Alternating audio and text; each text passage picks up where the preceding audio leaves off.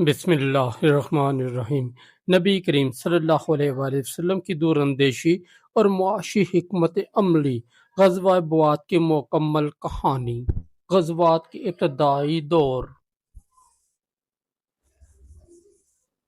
مدینہ منورہ کی اسلامی ریاست کو قائم ہوئے ابھی 1 سال سے بھی کم عرصہ گزرا تھا۔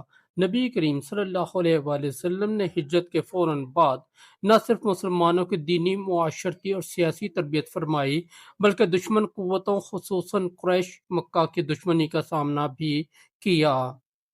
قریش کو سب سے زیادہ خطرہ مدینہ میں قائم ہونے والی نئی اسلامی حکومت سے تھا، جو عدل، مساوات اور سچائی پر قائم تھی۔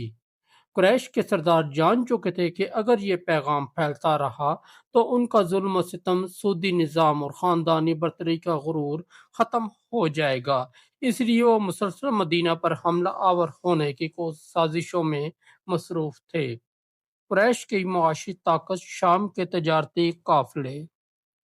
قریش کی سب سے بڑی طاقت ان کے تجارتی قافلے تھے جو مکہ سے شام کی طرف جاتے اور قیمتی مال تجارت لے کر واپس آتے۔ انہی قافلوں سے وہ اسلحہ خریدتے اور مسلمانوں کے خلاف جنگی تیاری کرتے۔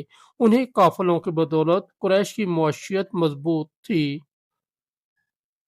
نبی کریم صلی اللہ علیہ وآلہ وسلم نے ان قافلوں کی نقل و حرکت پر نظر رکھنا شروع کی، کیونکہ یہ قافلے نہ صرف مالی طاقت رکھتے تھے بلکہ مسلمانوں کے خلاف مالی امداد، اسلحہ پہنچانے کا ذریعہ بھی تھے۔ مقام بوات کی جغرافیائی حیثیت۔ بوات ایک پہاڑی مقام تھا جو مدینہ منورہ سے 96 میل کے فاصلے پر واقع تھا۔ یہ مقام ینبع اور بغا کے درمیان میں تھا۔ یہاں سے قریش کے قافلے اکثر گزر کر شام کی طرف جاتے تھے۔ اس علاقے میں قریش کی آمد و رفت کا سن کر نبی کریم صلی اللہ علیہ وآلہ وسلم نے اس قافلے کو روکنے کا فیصلہ کیا۔ غزوہ بوات کی روانگی۔ نبی صلی اللہ علیہ وآلہ وسلم کی قیادت۔ ربیع الثانی 2 ہجری میں نبی کریم صلی اللہ علیہ وآلہ وسلم نے خود اس مہم کی قیادت فرمائی۔ آپ 200 جانصاروں کے ساتھ 200 صحابہ کرام تھے۔ اس قافلے میں سواریاں 70 اونٹ اور صرف 70 دستیاب تھے۔ صحابہ باری باری سوار ہوتے، باقی پیدل سفر کرتے۔ حضرت سعد بن ابی وقاص کو جھنڈا اٹھانے کی سعادت نصیب ہوئی اور جھنڈا سفید رنگ کا تھا۔ سفر کی مشقتیں اور نبی صلی اللہ علیہ وآلہ وسلم کا طرز قیادت۔ یہ سفر آسان نہ تھا۔ صحابہ کرام سرد موسم، لمبا فاصلہ اور خوراک و پانی کی قلت کے باوجود نبی صلی اللہ علیہ وآلہ وسلم کے ساتھ پروانوں کی طرح نکلے۔ نبی کریم صلی اللہ علیہ وآلہ وسلم کا طرز قیادت اس سفر میں بھی مثالی تھا۔ آپ صلی اللہ علیہ وآلہ وسلم خود اونٹ پر باری باری سوار ہوتے، دوسروں کا بوجھ اٹھاتے، کسی کو تھکا دیکھتے تو ساتھ بیٹھ جاتے۔ صحابہ کے ساتھ زمین پر کھانا کھاتے، اونٹ باندھنے میں خود حصہ لیتے۔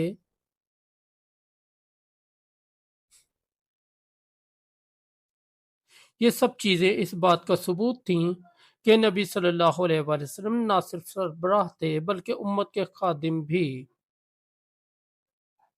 قریش کے قافلے کی معلومات۔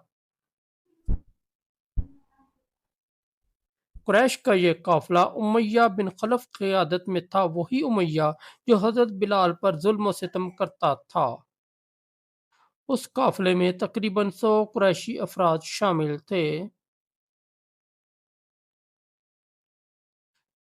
2500 اونٹ تھے جو مال تجارت سے لدے ہوئے تھے۔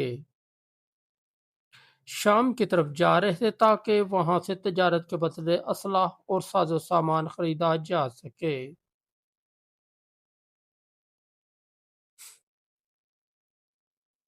نبی صلی اللہ علیہ وسلم کا مقصد یہ تھا کہ اس قافلے کو روک کر قریش کی جنگی طاقت کو کمزور کیا جائے۔ بوات پہنچنے کے بعد جب مسلمانوں کا قافلہ مقام بوات پر پہنچا تو خبر ملی کہ قریش کا قافلہ اپنا راستہ تبدیل کر کے یا پہلے ہی نکل چکا ہے۔ چونکہ قافلہ ہاتھ نہ آیا، اس لیے نبی کریم نے کسی غیر ضروری ٹکراؤ سے اجتناب فرمایا اور قافلے کو تلاش کیے بغیر مدینہ واپس لوٹ آئے۔ اس غزوہ کے گہرے اسباق: معاشی جنگ کی حکمت عملی۔ نبی صلی اللہ علیہ وآلہ وسلم نے ثابت کیا کہ صرف تلوار سے نہیں بلکہ دشمن کی معاشی کمر توڑ کر بھی کامیابی حاصل کی جا سکتی ہے۔ پیشگی منصوبہ بندی: اسلامی قیادت جذبات سے نہیں، عقل اور تدبر سے کام لیتی ہے۔ بغیر تصادم کے دشمن کی نقل و حرکت کو روکنا بھی جنگ جیتنے کے برابر ہے۔ نبی صلی اللہ علیہ وآلہ وسلم کی بہادری: نبی صلی اللہ علیہ وآلہ وسلم خود قیادت کرتے تھے، صرف حکم نہیں دیتے تھے۔ یہ قیادت کا اعلیٰ ترین معیار ہے۔ صحابہ کی اطاعت اور قربانی: سردی، مشقت اور کم وسائل کے باوجود صحابہ کرام نے لبیک کہا، کیونکہ ان کے دل میں صرف رضائے الہی کی طلب تھی۔ غزوہ بوات کی علامتی فتح: یہ غزوہ اگرچہ جنگ میں نہیں بدلا، مگر قریش کو یہ واضح پیغام دے گیا کہ مسلمان اب صرف عبادت گزار قوم نہیں بلکہ ہوشیار، منظم اور باعمل جماعت بن چکے ہیں۔ نتیجہ اور موجودہ دور کے لیے سبق: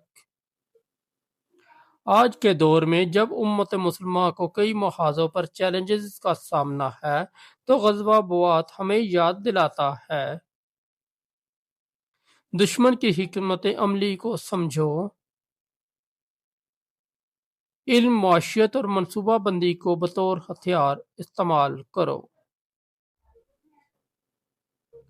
قیادت میں اخلاص، عمل اور قربانی کی روح پیدا کرو، وقتی ناکامیوں سے مایوس نہ ہو، کیونکہ کبھی کبھی بغیر لڑے بھی جیتی جاتی ہیں بڑی جنگیں۔